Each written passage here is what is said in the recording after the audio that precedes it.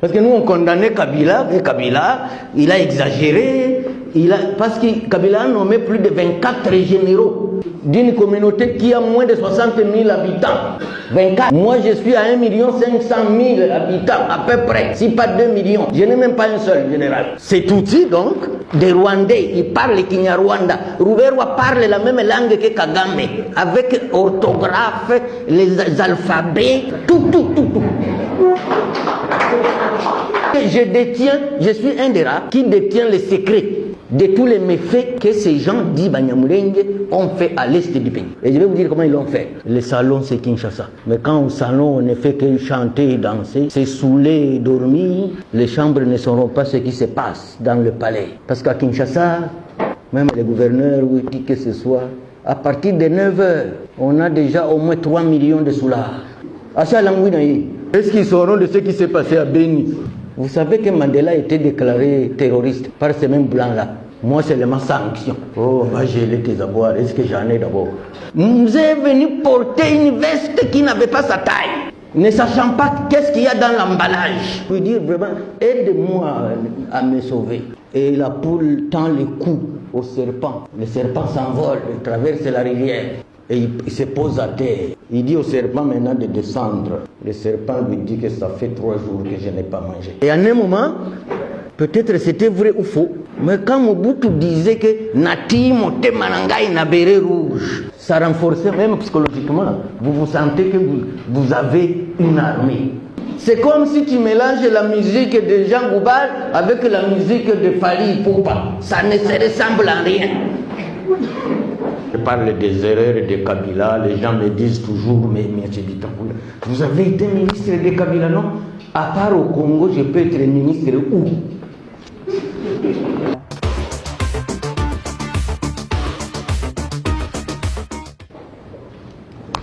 Je ne suis pas seulement de l'Est, mais je suis de Mulenge. Ouais. Ma mère est née à Mulenge. Et moi, je suis à moins de 7 km de ce fameux village. D'abord, je dois saluer l'auditoire. Bonjour et bon week-end. Et bonne fête de l'indépendance aussi. Avant que je ne prenne la parole, je voudrais d'abord féliciter et encourager Freddy Moulumba pour ces différentes initiatives, féliciter le professeur Bilolo à mes côtés, que je sens que le sang du Congo bout dans lui. Mais avant d'aborder la question, je vais faire un petit rappel historique. J'ai déjà eu l'occasion de le dire 1000 fois. Je ne sais pas si j'ai toujours été entendu. C'est l'histoire de la Chine. C'est l'histoire de la Chine. Et la Chine fut colonisée par le Japon pendant 109 ans. Un siècle et 9 ans. Et pendant un siècle et 9 ans, les Japonais fouettaient les Chinois matin, midi et soir. Pendant un siècle et 9 ans. Alors la Chine eut la chance de voir naître dans ce pays un certain Mao Tse-tung. J'ai fait 6 mois de formation pour l'histoire seulement de la Chine. Et j'ai toujours été convaincu que les jours où nous allons appliquer la même méthode de la Chine, la RDC a la vocation d'être la Chine de l'Afrique. Mais ça dépend de ses dirigeants. Et alors, je connais 3 villageois. Mao Tse-tung, Mandela et moi-même.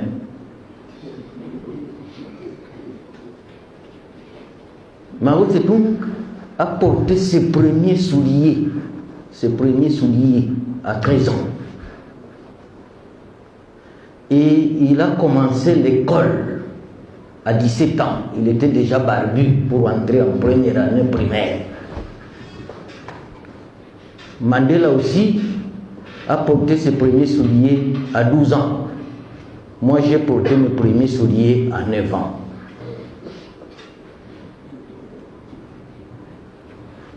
Et alors, l'histoire de la Chine décrit que Mao aurait fait 8000 km à pied en se promenant dans la Chine. Et il a découvert la réalité de la Chine. C'est comme ça que sous la colonisation japonaise, il prit l'initiative de libérer la Chine, mais par la lutte armée. Et sa guerre a duré 8 ans. Mais il gagne la guerre le 1er octobre 1949. C'est là où il entre dans la Chine. On appelle ça la marche rouge. L'entrée de Mao Tse-tung à Pékin. Alors, il trouve un pays déchiré et délabré. Chaque 6 km², plus de 100 églises. Plus de 100 églises chaque kilomètre². Il trouve un peuple distrait, abandonné à lui-même. Alors, sa première ordonnance, c'est laquelle? Collège des élèves et des étudiants pour le salut de la Chine. Heureusement, Jean Goubal est dans la salle. Laissez-moi le voir. Alors, on te trouve, vous êtes à 3, 4, 5, 6. On vous trouve en train de discuter sur Fally Ipupa, Ferregola, qui ne chante que l'amour. Hein? Koffi Olomide, l'amour. Bon, moi, Jean Goubal, je te suis, je sais de quoi tu chantes. Donc, en vous trouvant en train de parler un sujet qui n'a pas de lien avec le salut de la Chine, 6 mois de prison pour aller vous nettoyer la mémoire. 6 mois de prison. Et il y a une brigade, c'est le collège des élèves et des saluts et les étudiants pour le salut de la Chine. Il y a une brigade. Et après, Mao trouve un peuple paresseux qui ne peut pas travailler. Alors il impose la Chine 20. Chacun doit travailler. À la première récolte, on se rend compte qu'on n'a pas où mettre la récolte. On pose la question. Où est-ce qu'on va trouver les greniers? Quelles sont les maisons qui n'ont pas de gens, qui passent la nuit sans que les gens y dorment? On se rend compte qu'il n'y a que les églises qui sont des maisons vides. La nuit, on en transforme en greniers. Parce que la nuit, les églises sont vides. En Chine, c'est devenu des greniers. Et tu prêches n'importe quoi, on ferme ton église. Parce qu'il doit prêcher le salut de la Chine. Voilà mon introduction. Allons maintenant au Congo et au Rwanda. En fait, en ce qui concerne la guerre, l'occupation et ce qui arrive au Congo, souvent je me dis que je n'ai pas besoin de papier. Parce que je suis né dans ça, j'ai vécu ça, et je suis peut-être le seul témoin au Congo qui peut témoigner de la réalité des choses et pourquoi nous sommes arrivés jusqu'à ce point. Au début, j'ai l'occasion de rencontrer le président de la République à plusieurs reprises. Je disais, la dynamique dans laquelle vous êtes, c'est la dynamique de M. Laurent Désiré Kabila. Comment? C'est la légende de la poule et du serpent. Je ne sais pas si à l'école primaire vous avez appris cette légende. Il y a un feu de brousse. Le serpent ne sait pas fuir parce qu'il rampe. Mais il y a la poule à côté. La poule peut voler pour fuir le feu. Et maintenant, le serpent flatte la poule pour lui dire vraiment, aide-moi à me sauver. Et la poule tend le cou au serpent. Le serpent s'envole, il traverse la rivière. Et il se pose à terre. Il dit au serpent maintenant de descendre. Le serpent lui dit que ça fait 3 jours que je n'ai pas mangé. Ça fait 3 jours que je n'ai pas mangé. C'est toi ma proie. Et le serpent a croqué la poule. L'année passée, il y avait comme toujours des rencontres des gens de l'Est à l'hôtel Béatrice, sous la modération du docteur Mitteo de la maison civile, qui a passé plus de 25 ans chez nous, il connaît tout le monde.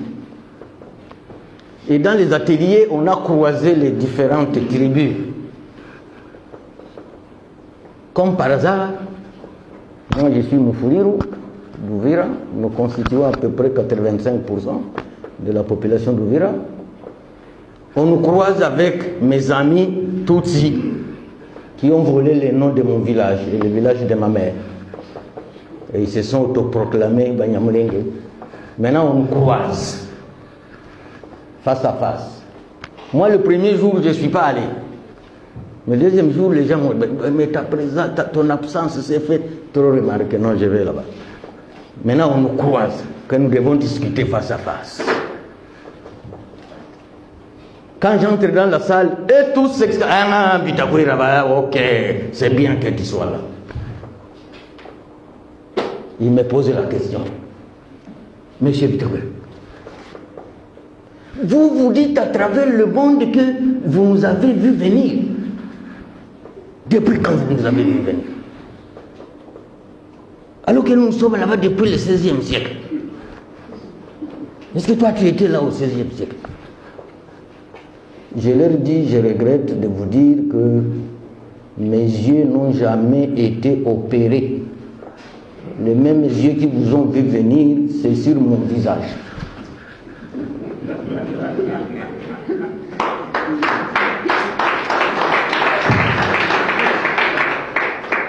Parce que je les ai vus venir.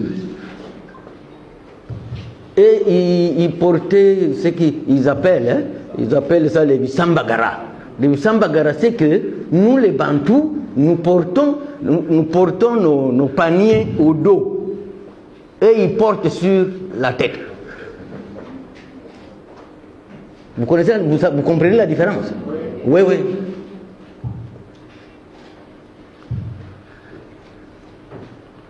Maintenant, quel est notre malheur? Notre malheur, c'est l'inattention et la naïveté. Nous sommes naïfs. Nous sommes naïfs.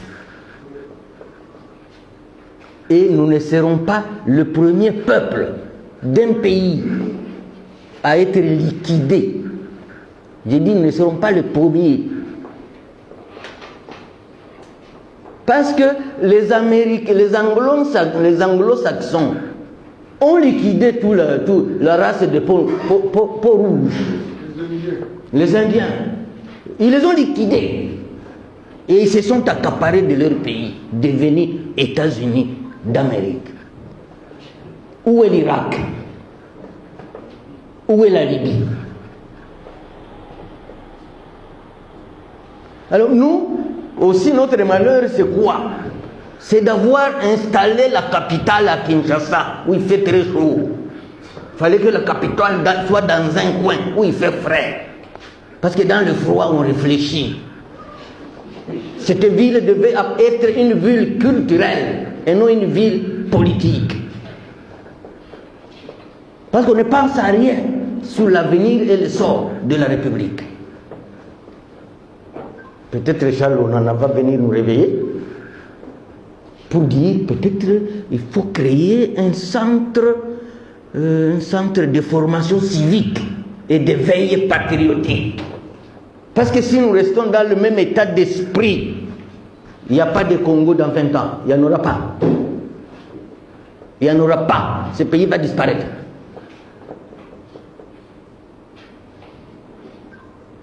Alors, je suis un citoyen de la sous-région des Grands Lacs. Parce que j'ai la chance de parler presque tous les dialectes du Kivu, ou écouter les Kirega, les Machi, les Kinindu, les Kibembe et autres. Si je ne parle pas, j'écoute. Je parle Kirundi, je parle Kinyarwanda, je parle un peu de Kiganda. Maintenant, quand on va dans les négociations à Nairobi, au Burundi, on puise aux gens qui ne comprennent aucune langue de ce pays pour aller négocier. C'est comme si tu places les joueurs de basketball pour aller jouer le handball.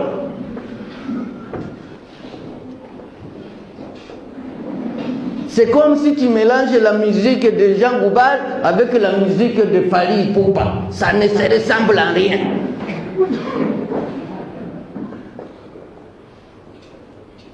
C'est ça l'inattention et la naïveté.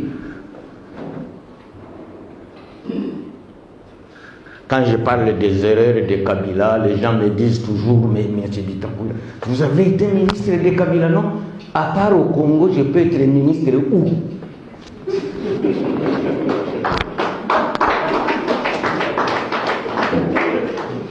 Sous n'importe quel président, je peux être ministre où? À part ici. C'est comme ça que je réponds. Et j'insiste pour dire, non, faites attention. Le corps humain a plusieurs organes.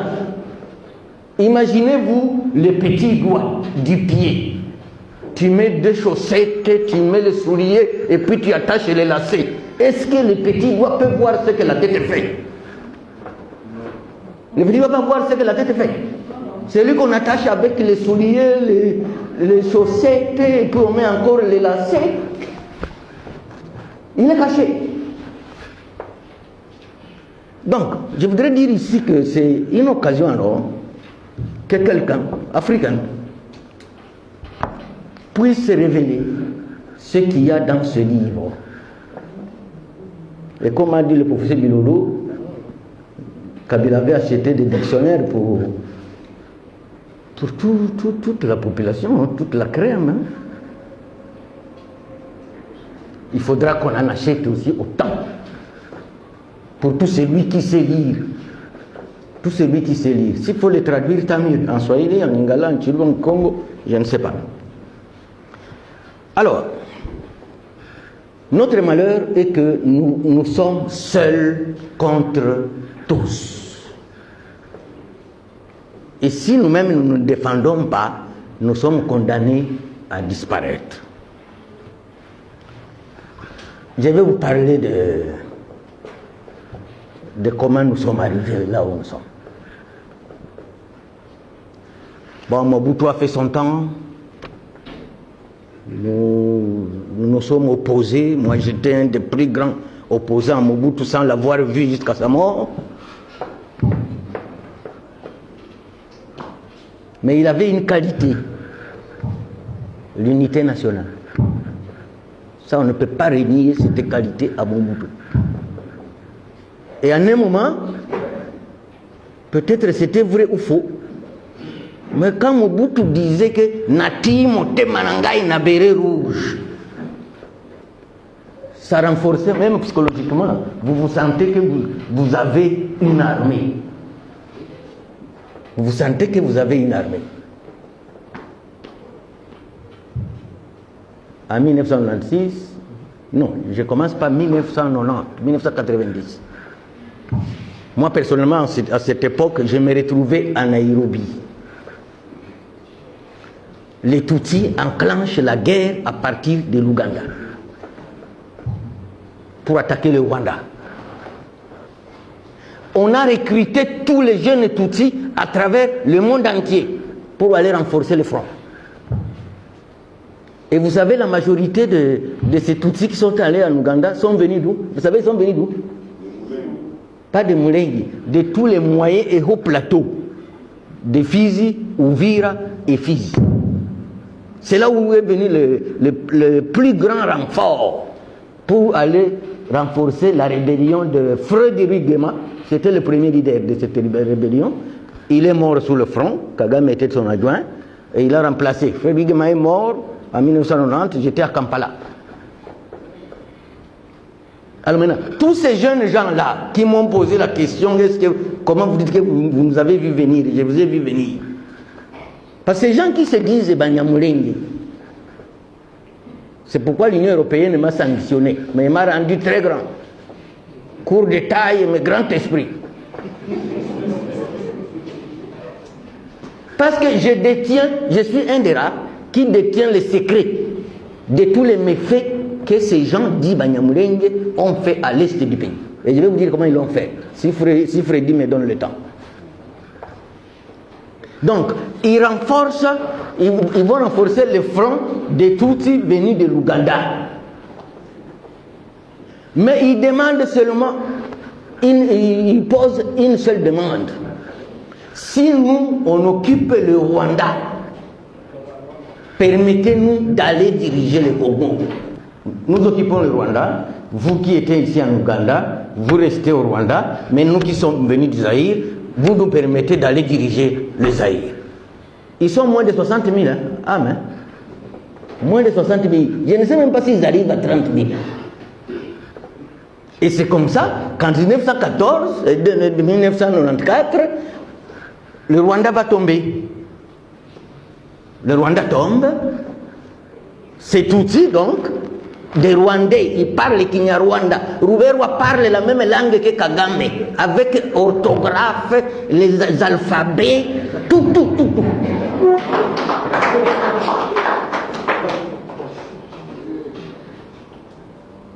Alors c'est comme ça que Charles le dit, Charles décrit comment les anglo-saxons ont déployé tout leur arsenal militaire en Ouganda, en Entebbe, pour renforcer maintenant le nouveau régime Tutsi au Rwanda de Kagame. Il est décrit. Mais on en a dit, il y a un chapitre consacré. Banyamulenge, 2 points. Destruction préméditée de la RDC. C'est dans ce livre-ci. Banyamulenge, 2 points. Destruction préméditée de la RDC. C'est comme si tu disais serpent, destruction ou morsure préméditée de la poule. C'est écrit. Et quand je dis ça, ils vont crier. Vous avez entendu ce que Pitakwira a dit dans la conférence là? Il dit que nous sommes la destruction préméditée de la RDC. Oui, c'est Charles Onanagi le décrit. Maintenant, en 96, c'était en octobre. En octobre 96.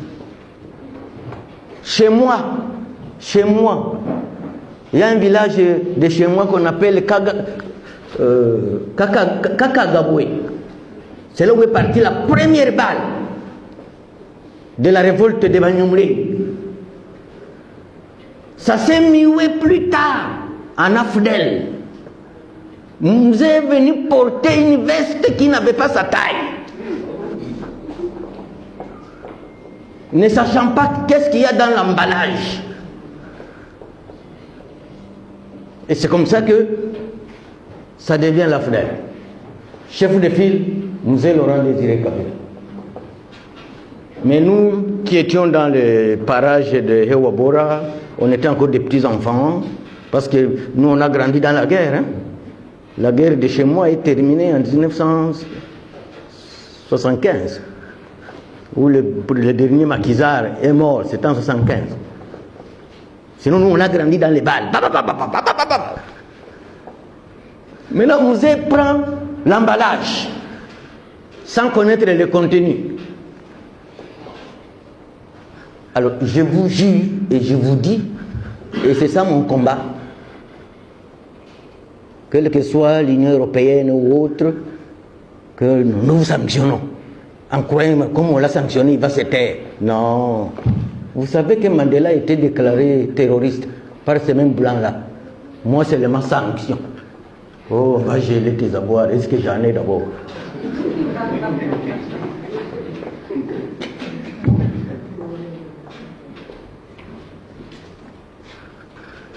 Ces gens, cet outil-là que vous voyez, comme dit le professeur, ils étaient venus en 96 croyant qu'ils vont exterminer tout le monde. Je dis bien exterminer tout le monde. Ils se permettaient de prendre toutes les clés de votre hôtel. Ils écrivent sur l'hôtel, il rafachoué, c'est-à-dire c'est saisi. Et ils partent avec les clés à Kigali. Ils vont faire 2 mois là-bas. Votre hôtel est fermé. Quant aux tueries, n'en parlons pas. Et quand ils disent, bon, il faut sanctionner Bitakwira, c'est parce qu'ils veulent effacer nos mémoires, qu'on ne se rappelle plus ce qu'ils ont fait comme méfaits. Enterrer les femmes vivantes, piler les enfants dans les mortiers. Ils se sont permis tous ces actes-là. Alors, bon, quand tu veux parler, il faut les sanctionner, il faut qu'ils se taisent. Ils rappellent les mal de ce qui nous concerne. Et comme ils sont parrainés par les Blancs, effectivement, ils croient que c'est la race supérieure. Je connais un vieux à moi qui avait fait garder ses vaches. Parce que c'était nos bergers. C'était nos bergers, ces gens. Il leur avait fait garder les vaches. Quand la FDL est venue, ou la révolte de Banyamulenge est venue, ils sont venus récupérer toutes les vaches et ils ont amené au Rwanda. Pardon? Des criminels.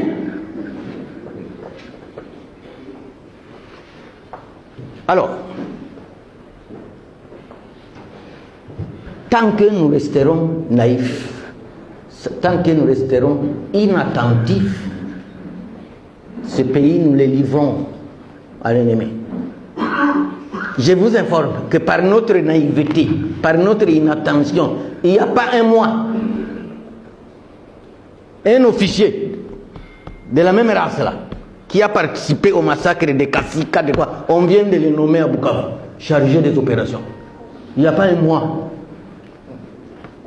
Parce que nous, on condamnait Kabila, et Kabila, il a exagéré, parce que Kabila a nommé plus de 24 généraux d'une communauté qui a moins de 60 000 habitants.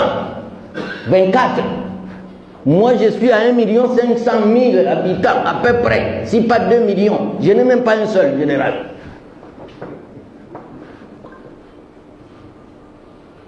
Donc, nos bergers d'hier, devenus nos officiers.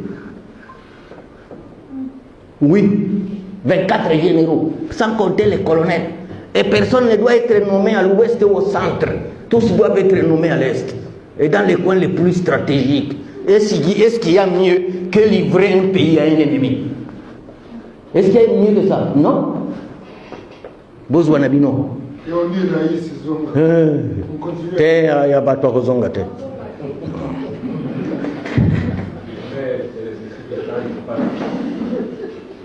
Donc, la complicité interne.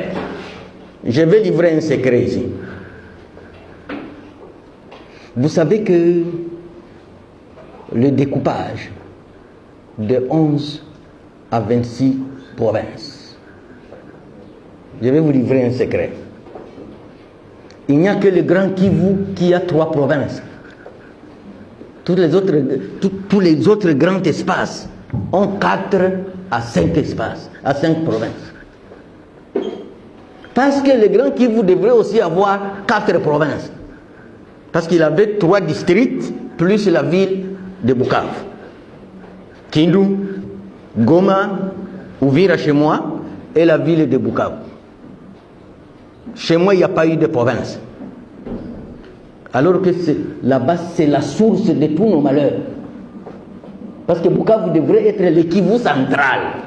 Le sud du Kivu, c'est à Uvira. Mais c'est là-bas où il y a tous ces malheurs-là. Les gens qui détruisent le pays ne viennent que de là-bas. Maintenant, quel est le jeu qui est joué?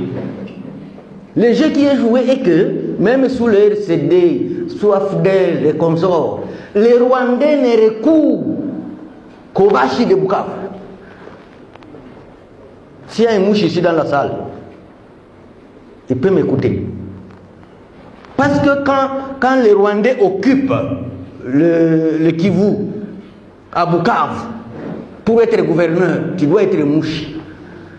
Malheureusement, jusqu'à aujourd'hui, c'est la même chose. Mais là-bas, c'était la complicité. Les Kantitima, les Mwendanga, les Bertrand Bissimois, les Runiga, tous. Parce que le terrain du Kivu central, c'est Bukavu, Walungu, Kabare, Kalehe, Idjui. Le terrain fertile du Rwanda, c'est la partie là. Mais vers le sud, c'est la résistance. Uvira, Fizi, Mwenga. Et c'est là-bas maintenant où les Rouberois font les rois. Un jour, j'ai expliqué au président de la République, tant que vous n'aurez pas ajouté une province dans le Grand Kivu, nous allons souffrir jusqu'à l'éternité. Parce que Uvira n'est pas Bunagana. Hein? Si Uvira tombe aujourd'hui, Kinshasa tombe à la seconde. Mais au moins Bunagana est tombé, mais on a fait une année.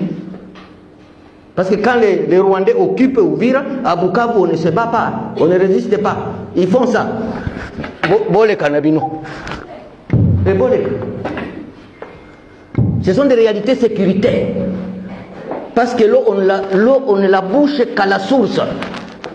On ne bouche pas l'eau en cours.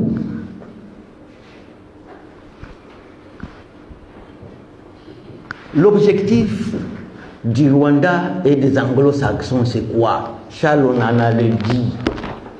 C'est le démantèlement de la République démocratique du Congo. Il faut démanteler. Maintenant, on se retrouve en face de deux réalités. Un pauvre fort et un riche faible. Vous avez déjà vu ça dans la vie? Que le pauvre est plus fort et le riche est plus faible. Même si les anglo-saxons soutiennent le Rwanda, qui a moins de 12 millions d'habitants, nous on est à plus de 120 millions. Ataoza Gizengiango. Même celui qui est né à 6 mois, il peut se poser la question, comme Dieu l'a fait, comme Dieu l'a remis en vie. Il va se poser la question, mais qu'est-ce qui m'est arrivé? Et vous entendez ce que les Occidentaux disent, les Anglo-Saxons, depuis qu'on a pris l'initiative qu'il faut intégrer les jeunes résistants pour devenir réservistes. Vous avez entendu leur message? C'est la ligne rouge. Et pourtant, si le front aujourd'hui, on a tenté de les geler, c'est à cause de ces gens. Mais les Blancs savent que si on intègre ces jeunes gens-là, leur démarche est foutue. Maintenant, ils disent, c'est la ligne rouge. Comme si pour organiser notre armée, on doit aller demander l'autorisation à quelqu'un. Et j'espère que le président de la République a dit à Mbujimaï qu'il ne cédera à aucune menace ou à aucune intimidation. Mais moi, je lui dirais, vous avez dit que vous n'avez pas cédé à aucune intimidation. Qu'est-ce qui se passe? Promulguer la loi, non?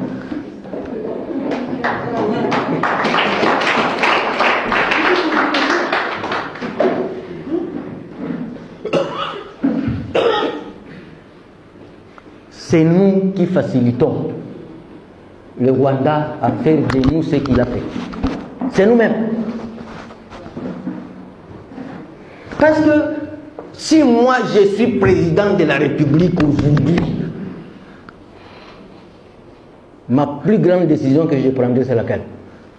Tout celui qui aurait déjà pris part à l'agression du Congo ne peut plus faire partie de l'armée. Comment il va faire partie de l'armée? Parce qu'il s'est attaqué contre son pays. Comment il va rester dans l'armée?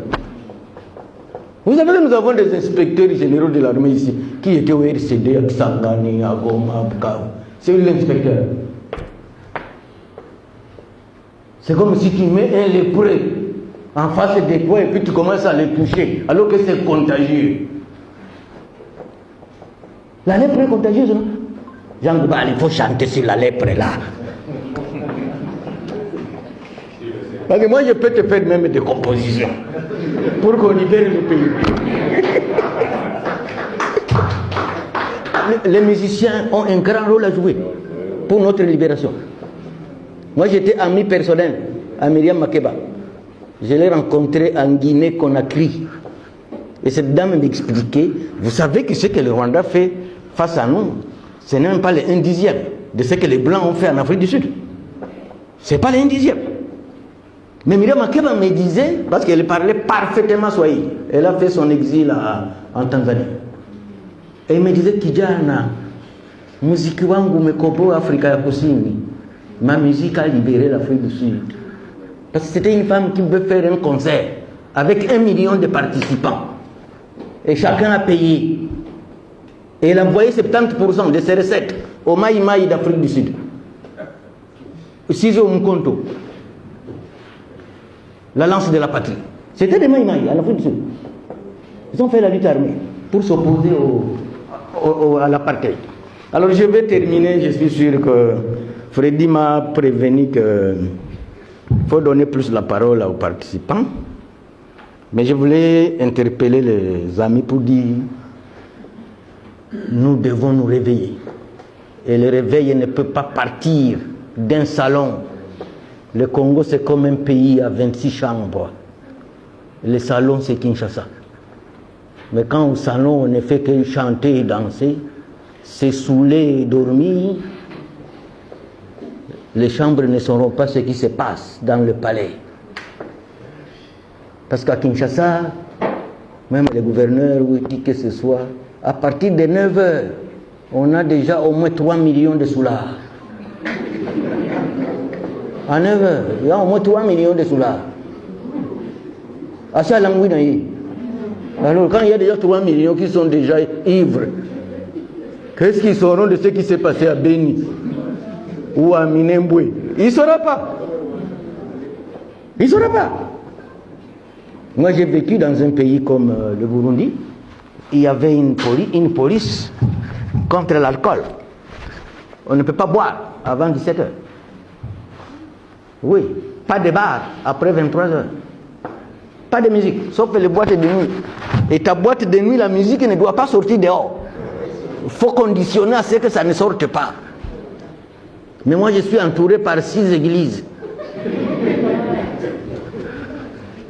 Et chacun met ses musiques les plus hautes, parce qu'eux-mêmes sont en concurrence.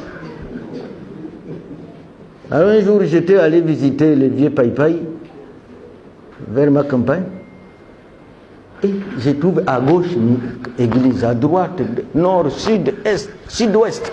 Il n'y a que des... Mais mon Dieu, tu donnes comment ici?